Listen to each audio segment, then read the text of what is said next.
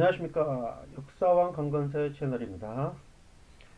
자, 저번 시간에는 그 통일신라 시대 들어가기 전에 그 삼국통일 과정을 간단하게 설명을 드렸고, 그리고 통일신라 왕 중에서 가장 중요한 신문왕에 대해서 설명을 드렸죠. 통일신라 시대는 이 신문왕만 알면 돼요. 다른 왕들은 그 문제로 나오지 않기 때문에 알 필요는 없어요. 자, 그러면 이번 시간에는 이제 신문왕 이외에 다른 왕들에 대해서 설명을 하는데, 이 왕들은 문제로 나오지 않기 때문에 그냥 왕만 표시를 해놓지, 그 안에서 중요한 것만 몇 개씩 간추려 가지고 그 삽입을 해놨습니다. 자, 한번 보시죠. 자, 성덕왕입니다. 성덕왕. 뭐 백성들에게 정전을 지급했다. 정전. 이게 문제로 나오진 않고 가끔씩 지문으로 한 번씩 나와요. 그러니까 이게 정답이 될 수는 없어요. 항상 그냥 문제를 내기 위해서 성덕왕 때 정전, 이 정전이라는 게 그러니까 백성들한테 그 농사를 짓도록 나눠준 거죠. 그렇게만 알고 계시면 돼요. 이게 정전이 뭔지 그런 것까지는 아실 필요 없고, 성덕왕 때 이랬다. 이 성덕왕이랑 왕 알 필요 없어요. 그리고 이제 700년 후반이 가면 이 해공왕이 즉위를 합니다. 이 해공왕을 왜 써놨느냐? 이 해공왕이 뭐 이 문제로 나오지는 않는데, 이 해공왕 즉위부터 이제 이 신라가 기울어지기 시작하는 거죠. 이제 막 권력 다툼이 심해지면서 나라가 어려워지게 되고, 이제 막 700년대부터 이제 800년대까지 계속 이 왕들이 수시로 바뀝니다. 이 150여 년 동안 20명의 왕이 교체가 될 정도로 굉장히 이제 어려운 시기로 접어들죠. 그래서 이 해공왕을 적어준 거고, 이 분기점입니다. 분기점. 자, 조선시대 또 임진왜란이 어느 왕 때 일어나요? 그렇죠. 선조 때 일어나죠. 그때가 분기점입니다. 이 통일신라 시대도 이 해공왕이 어린 나이로 즉위하니까 그 신분사회에 했던 이 진골 세력들 간에 굉장한 권력 다툼이 심해집니다. 자, 이 해공왕이 이 무열왕 김춘추 말했죠. 그 삼국통일에 공을 크게 세운 나당연합군을 결성하는 이 김춘추계의 이 무열왕계의 마지막 왕이에요. 그 다음부터는 이제 진골 귀족들 사이의 왕들이 많이 교체가 되는 거죠. 그래서 해공왕을 표시한 거고, 자, 그 다음에 원성왕, 그 엄청난 그 소용돌이 속에서, 권력의 소용돌이 속에서도 하나 업적이 나옵니다. 이 독서 삼품과 이게 많이 나옵니다. 이 원성왕이라는 걸 아실 필요 없어요. 과거 제도는 어떤 시대 문제에서 한 번씩 이렇게 지문으로 나오죠. 이 독서 삼품과는 독서 능력에 따라 상중하로 구분하여 관리를 임용한다. 보세요. 뭐 시험 보는 게 아니잖아요. 독서 능력이라는 게 뭐예요? 책 읽는 거죠. 책 읽는 거. 이제 고려 시대나 가야 이제 과거가 들어오잖아요. 고려 시대 광종 때부터 과거제가 시행되고, 이제 전국적으로 이제 체계를 잡는 게 조선 시대 가면은 거의 관리 등용을 그렇게 하는 거죠. 근데 이제 통일신라 시대까지만 해도 어떤 이게 독서 상품가가 과거제는 아니에요. 과거제는 아니고, 그 당시에는 한문을 썼을 거 아니에요. 한문에 썼는데 그 읽을 수 있는 사람들이 그렇게 많지는 않았을 거 아니에요. 그리고 이때는 음서제도로 해가지고 문음제도라 해가지고 좀 권력 있는 사람들 자제들을 그냥 관리로 등용하고 그런 것들이 많았기 때문에 그 나라 운영하는 데 있어서 어려웠겠죠. 아, 그러니까 이제 독서 능력이 있어야 뭐 문서를 작성하거나 업무를 보는데 굉장한 힘이 될 거 아니에요. 그 능력을 구분을 해서 관리를 임용했다. 이때가 통일신라 시대다. 독서 삼품가는 통일신라 시대다. 이렇게 배치를 시키면 돼요. 문제로 나올 때 그렇게 나오겠죠. 뭐 고려 시대가 되면 이제 과거제가 시행됐는데, 뭐 그 당시에는 뭐 제술과 그런 것들을 문과 막 그런 식으로 시행을 했다 하면서 이제 독서 삼품과를 하나 넣겠죠. 근데 이게 통일신라 시대라는 것만 매치를 시키시면 된다. 어렵게 생각하시면 안 돼요. 독서 능력에 따라서 삼품, 세 개의 품계로 나눠 가지고 관리를 임용했다. 그런 뜻입니다. 독서 삼품과 통일신라 시대다. 자, 다음으로 이제 진성령 800년대 후반이 되면은 이제 이때가 거의 신라 말기입니다. 신라 말기. 신라 말기여가지고 이제 왕권도 약해지겠죠. 왕권도 약해지고 막 난도 많이 일어나겠죠. 항상 어느 시대든지. 그래가지고 뭐 원종과 애노의 난도 일어나고 적고적이 적 불불적자잖아요. 붉은 바지를 입은 도적이라는 이 적고적의 난도 발생한다. 이게 어떤 난인지 뭔 난인지 그런 것까지 아실 필요는 없고 이 원종과 애노의 난 적고적의 난이 나오면 통일신라 시대다. 말이다. 그리고 왜? 난이 일어나는 건 항상 시대 말에 일어납니다. 시대 말에. 이런 건 농민분기들이잖아요. 도적들, 원종과 애노는 그 천민들이죠. 천민들. 자, 그러면 이제 이게 또 구분, 비교, 분석을 해줘야죠. 이게 헷갈리니까 자, 보세요. 헷갈리지 말 거라면 제가 정리를 했습니다. 이 난들이 역사 공부를 하다 보면 많이 나와요.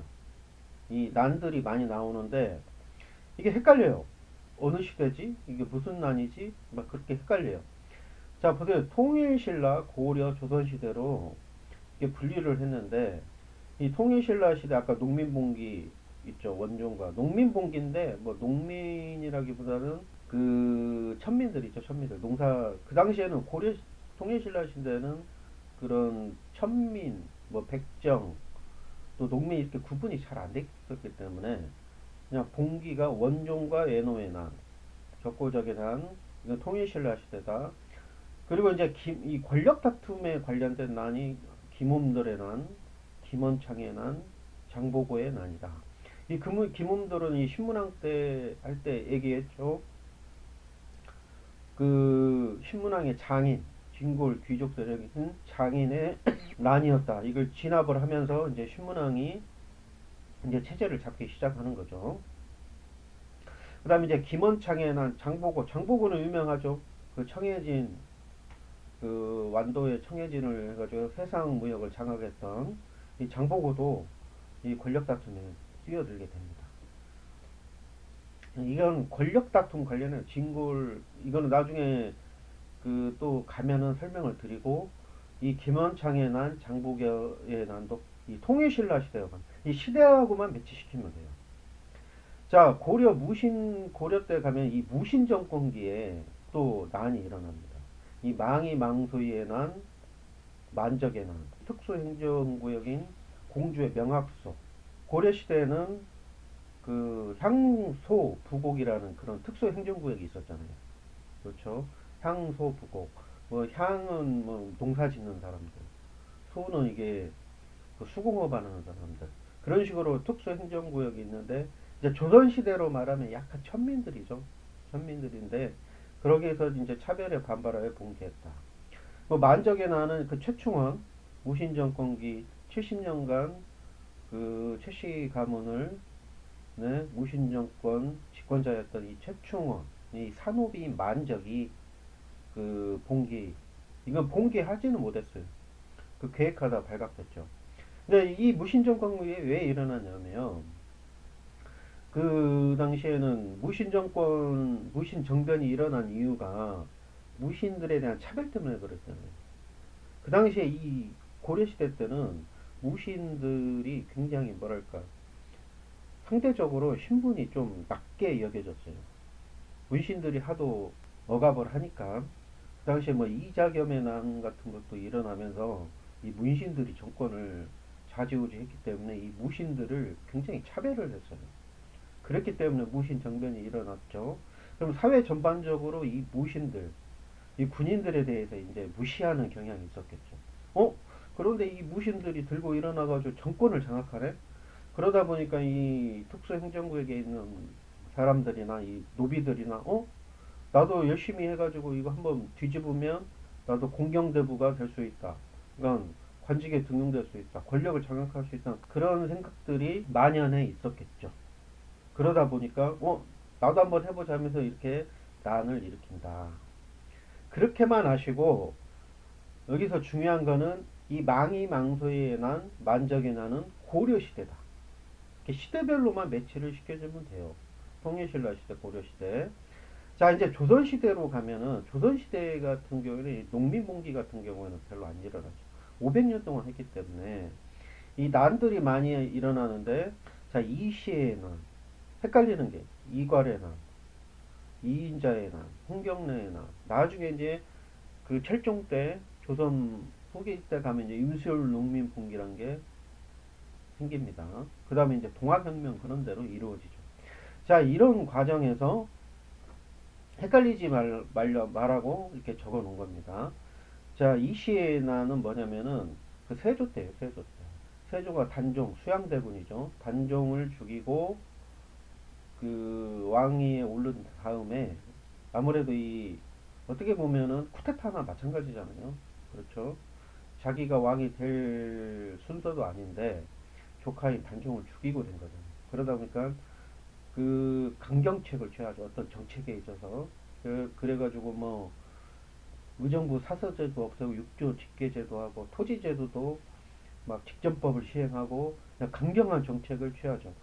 현대사에서도 마찬가지잖아요. 뭐 쿠데타 일어나가지고 박정희나 그 전두환이나 그 군부 정권, 독재 정권 때는 어떤 강경 정책을 취하잖아요.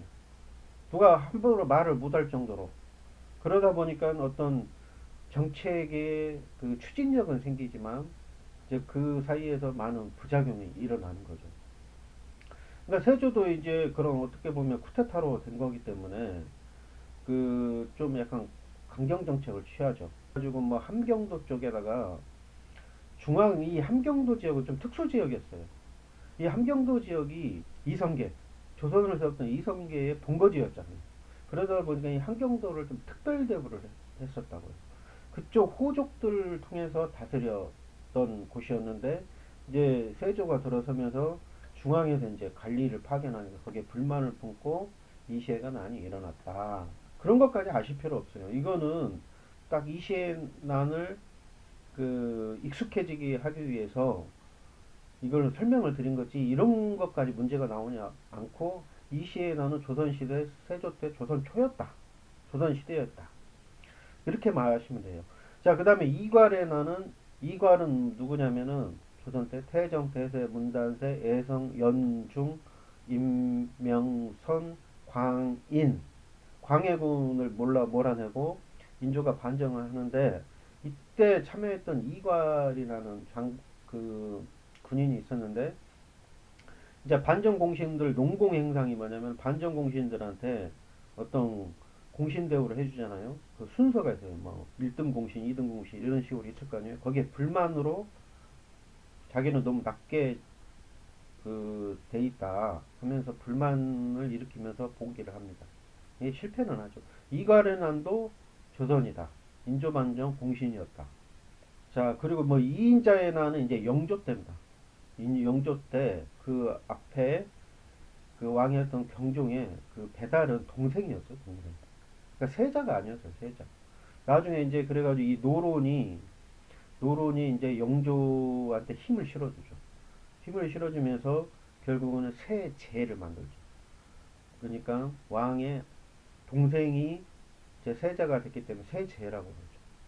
이제 이 노론을 등여업은 이제 영조가 드디어 즉위를 하니까 이제 경종 쪽 그 붙어있던 세력은 소론이었거든요. 소론이었는데 이제 노론을 등여업을 영조가 즉위하니까 소론에서 이제 반기를 들었겠죠. 그 대표주자가 이인자입니다. 이것도 이인자의 난도 조선시대다. 뭐 홍경래의 난은 유명하죠. 순조 때 일어난 평안도 차별 반대안에 또 뭐 농민 수탈도 포함이 되죠. 그리고 이제 철종 때 임술 농민봉기, 진주 농민봉기라고 해가지고 박교수가 안핵사로 파견되죠. 그래가지고 삼령 이정청 설치를 건의하게 된 거다. 간단히 이렇게 난들에 대해서 설명을 드렸죠. 이거를 왜 이렇게 길게 얘기를 하느냐. 또 반복이 됩니다. 또 나올 겁니다. 계속해서 설명을 드리는데 이게 헷갈리지 마시라고. 시대별로만 잘 묶으면 됩니다. 자, 통일신라 시대 뭐 김음돌, 김원창, 장보고는 청해진 통일신라 사람이니까 딱 매치가 되겠죠. 또 원종, 외노, 적고적, 난 이런 이름은 통일신라다. 고려 때는 망이, 망소이, 만적의 다지다. 조선시대는 이시의 난, 이괄의 난, 뭐 이인자의 난, 홍경래의 난, 임술롱명부다. 이렇게 시대별로 매치만 시키시면 돼요. 헷갈리지 마시게. 나중에 가면 또 더 자세히 설명을 드리겠습니다. 자, 그래가지고 진성이 형 때 이렇게 어려워지니까 사회가 혼란해지잖아요. 그러다 보니까 이제 이 최치원이 이 사회 개혁 방안, 이제 사회를 개혁을 해야 될 거 아니에요? 나라가 어지러워졌으니까. 그래가지고 왕이 진성이 형한테 시무책 10여 조를 올립니다. 시무책, 시무, 현시, 시간 시잖아요. 시간, 현재 어떻게 정책을 펴나가야 되는 이 10여 조를 만들어가지고 왕에게 올리지만 채택되지 않습니다. 왜 그러냐? 그때는 사회가 어지러워진 상태였기 때문에 아무것도 안 먹히죠. 이 채치원이 나왔는데, 뭐 참고로 이 채치원이 누구예요? 엄청나게 천재였어요, 천재. 그 당시에 이제 당나라, 중국 당나라 이 빈공가라고 유명한 과거가 있는데, 거기에 합격해가지고 그 천재로 유명했었죠. 중국에서도 굉장히 인정했던, 그러니까 유학파였죠, 유학파. 그래가지고 유학 갔다가 이제 신라로 넘어왔다가 이 나라가 어지러워진 것을 좀 해결하기 위해 이 시무책 10여조를 왕에게 올렸다.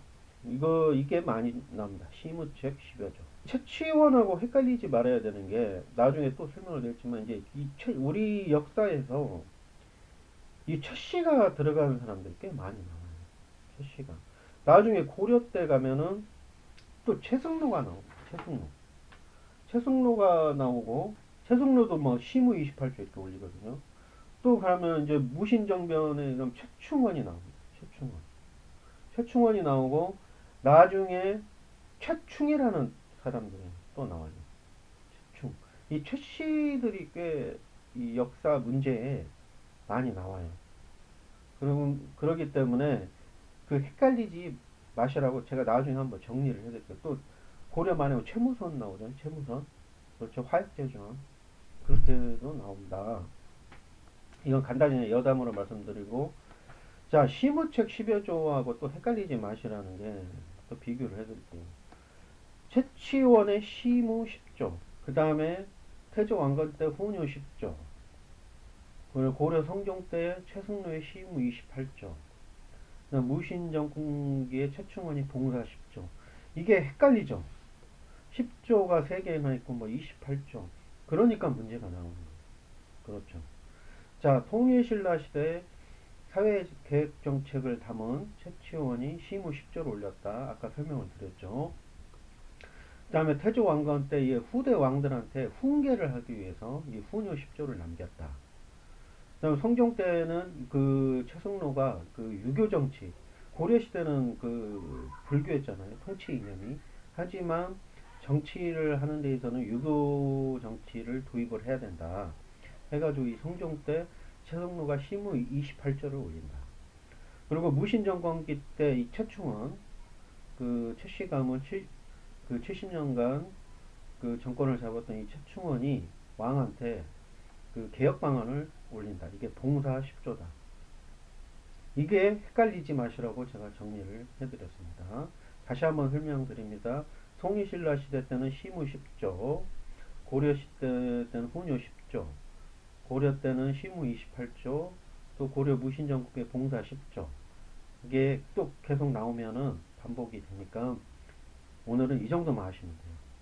그러니까 지금은 잘 매칭 안 되지만 계속 하시다 보면은 아, 이거는 이때 이런 것 때문에 했구나. 그렇게 아시게 될 겁니다. 자, 이렇게 또 정리를 해 드렸고, 자, 이 진성여왕까지 했죠. 진성여왕까지. 원종과 애노의 난, 적고적의 난, 최치원의 시무책 10여조. 이 정도만 아시면 됩니다. 왕 문제로 나오지 않고 이 개별적인 문제로 많이 나온다. 그렇게 보시면 됩니다. 자, 그래가지고 이제 신라 말, 아까 진성여왕이 신라 말인데, 이때 혼란기에 대해서 다시 한번 정리를 해드리겠습니다. 자, 왕권이 약화됐겠죠. 아까 어린 해공왕이 즉위를 했었죠. 그래서 진국 귀족들의 권력 다툼이 심해져가지고 150년 동안 20명의 왕이 교체가 될 정도로 굉장히 혼란한 시기였다. 이 왕들이 이렇게 교체가 됐다는 것은 정권이 안정되어 있지 않기 때문에 이 사회적으로 굉장히 큰 혼란이 왔었겠죠. 신라 말에는. 그래가지고 김원창의 난, 장보고의 난, 아까 말씀을 드렸죠. 김원창의 난. 이 김원창의 난이 그 권력 다툼이에요. 그 뭐 왕이 죽으니까 이게 다 귀족들이죠. 귀족들. 그 김경시 뭐 김주원을 밀어낸 왕이 되니까 이 원래 김주원의 자였던 이 김원창이 그때 웅천주, 웅자가 들어가면 어디라고 그랬어요? 곰웅자, 공주라고 그랬죠. 공주, 곰주였죠. 공주가 원래는 곰주였죠. 이 웅천주 도독, 이제 거기 관리 그 자였겠죠. 예, 난을 일으킨다. 이게 김원창의 난이다. 장보고도 이 자신의 딸이 왕비가 못 돼가지고 난을 일으킨다. 그래가지고 꼭두각시 왕이 신무왕을 즉위시킨다. 이 내용에 대해서는 잘 모르셔도 돼요. 이런 게 있었다. 구만 아시면 되고 김원창의 난, 장보고의 난은 신라 말에 일어난 거다. 그렇게만 아시면 됩니다. 그리고 농민봉기도 일어났다고 그랬죠. 뭐 원종과 애노의 난도 있었고 적고정의 난도 있었다. 아까 또 헷갈리지 말라고 또 나왔죠. 이 통일신라 시대 때 다시 설명드립니다. 김엄돌의 난, 김원창의 난, 장보고의 난, 원종과 애노의 난, 적고정의 난. 고려 때는 망이 망소의 만적. 조선시대 때는 농민봉기보다는 약간 정권에 대한 어떤 다툼이죠. 다툼. 그런 난들이 일어났다. 자, 그러다 보니까 이제 신라 말에 새로운 세력이 등장을 할 거 아니에요. 통일신라 시대가 망하고 고려로 넘어가는 그 과정에서 이제 새로운 세력들이 등장을 합니다. 이 새로운 세력에 대해서 간단히 설명을 드릴게요. 이 신라말 이제 왕권이 약해지니까 그때 고려가 가기 전에 그 신라 말에는 이 지방의 호족 세력들이 굉장히 강성을 해줍니다. 호족이라고 그러죠. 호족 세력이 그 강성을 해지고 또 육투품 세력, 신라에 반발하는 세력이죠. 왜 그러냐면은 저번에 설명드린 것처럼 이 육투품 세력, 최치원도 육투품 세력이거든요. 진골, 성골, 귀족이 아닌 사람들은 육두품 이상의 관직을 못 올라가게 돼 있습니다. 그러다 보니까 이런 학자들의 입장에서는 굉장히 불만 세력이었겠죠. 그런 육두품 세력. 또 종교로서는 이 선종이 등장하면서 이 셋이 결탁을 하면서 이 신라 정부에 반기를 든다. 그리고 호족 세력 대표로는 왕건이 있죠. 고려를 세우는. 이런 정도만 아시면 됩니다. 이 신라말 새로운 세력이 성장을 하게 되죠. 호족 세력이 왜 성장을 하느냐. 뭐 통일신라 시대부터 해가지고 이제 신문왕이 왕권을 강화시키고 했다가 점점 갈수록 이 지방 세력, 지방에 있는 세력들. 근데 이 호족 세력이 예전에 삼국시대, 고구려, 또 백제 시대부터 계속 그 지역에서 힘이 있었던 사람들이 있었을 거 아니에요. 통일신라가 통일을 했지만 그 지방 장악력이 많이 떨어졌겠죠. 그러다가 이제 왕권이 약해지고 신라 말에 오면서 왕들이 수시로 교체되다 보니까 지방 장악력이 더 떨어졌겠죠. 그러면서 이제 그 지방에 있는 호족들이 뭐 성주다, 장군이라고 지칭하면서 성장을 하고 지방에서 지배권을 행사한다. 이게 호족 세력이에요. 호족 세력이라고 나오면은 아 통일신라 말이구나. 왕건이 그 대표적인 주자구나. 그래서 그 호족 세력 중에 한 명이 왕건이 고려를 통일하게 되는구나. 그러면서 이 호족 세력이 이 고려 초까지도 굉장한 힘을 발휘하기 때문에 이 왕건이 고려를 통일하고 왕이 됐지만 이 호족 세력들로부터 굉장한 견제가 들어오죠. 그렇기 때문에 이 왕건이 호족을 견제하고 해유하기 위해서 여러 가지 정책들을 펼친다. 그게 이 역사의 흐름이에요. 나중에 왕건으로 넘어가면 또 그거에 대해서 자세히 설명해 드리겠습니다. 그리고 육두품 세력, 특히 최치원이 또 육두품 세력이다. 그 헷갈리지 말 것 아까 또 말씀을 드렸죠. 그 최치원 시무 10조, 고려 때 후녀 10조, 또 성종 때 최성로의 시무 28조, 또 최충원의 봉사 10조. 헷갈리지 마셔. 또 설명을 드립니다. 자, 넘어가서 이제 새로운 사상이 등장을 하게 되죠. 이 선종이 뭐냐면은 그 수양을 통해서 모두가 부처가 될 수 있다는 그런 뜻이에요. 예전에는 이제 교종 세력들이 그 왕들, 권력자들하고 결탁을 해가지고 그 교종 세력이 굉장히 강성했던 때였죠.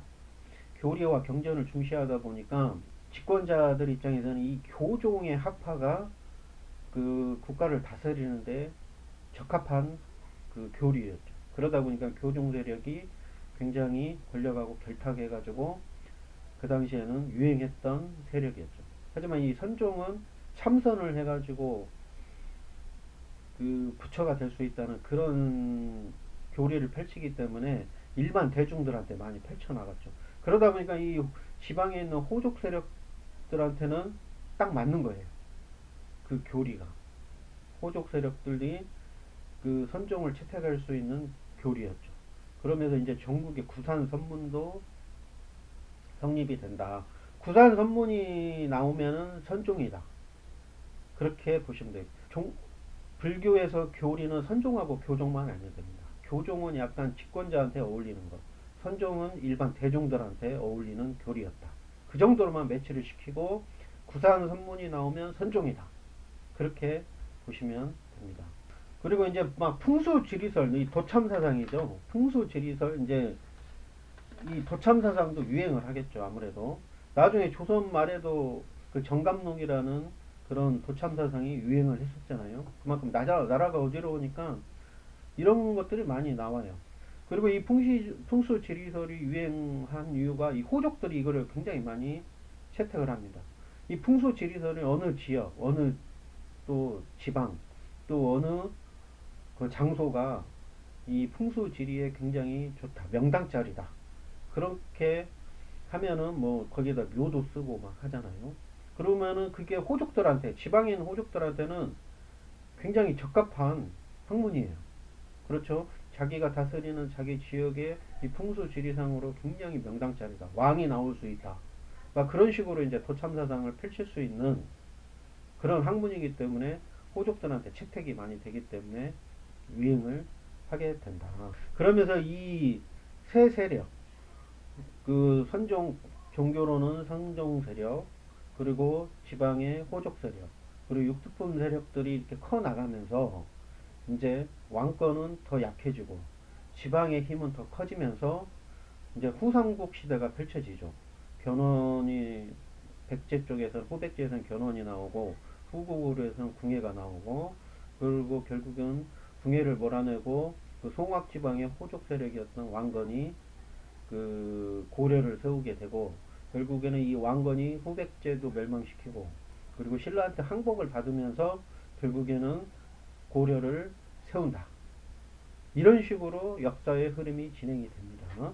자, 여기까지, 오늘은 여기까지 하겠습니다. 이게 통일신라 시대 이 말의 이 혼란한 상황, 그리고 호족 세력들과 커가는 그 과정, 그 반기를 드는, 신라의 반기를 드는 이 세력들이 나중에 고려 건립에 굉장한 힘을 실어주는 그런 역사적인 흐름에 대해서 설명을 드렸습니다. 그 다음 시간에는 이제 뭐 통일신라 나머지 뭐 경제, 종교, 문화 같은 그런 거에 대해서 설명을 드리도록 하고, 오늘은 여기까지 하도록 하겠습니다. 자, 구독과 좋아요는 저에게 큰 힘이 됩니다. 오늘도 화이팅 하십시오. 안녕히 계십시오.